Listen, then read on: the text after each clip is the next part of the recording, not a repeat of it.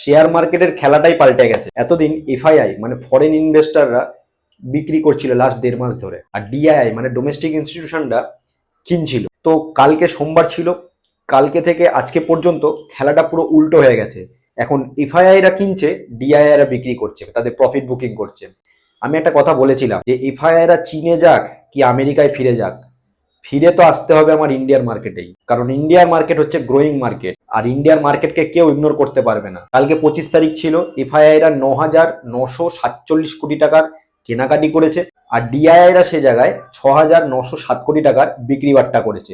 আজকেও সেই সিলসিলা জারি ছিল। ফরেন ইনভেস্টররা আজকের দিনে কিনেছে 1157 কোটি টাকার, আর আমাদের ডোমেস্টিক ইনস্টিটিউশনরা বিক্রি করেছে 1910 কোটি টাকার। লাস্ট 1.5 মাস ধরে ওরা বিক্রি করছিল, আমরা কিনছিলাম, এখন আমরা বিক্রি করছি, ওরা কিনছে। এই কেনাবেচার খেলাটাকে তোমরা কিভাবে দেখছো অবশ্যই কিন্তু কমেন্ট বক্সে জানিও।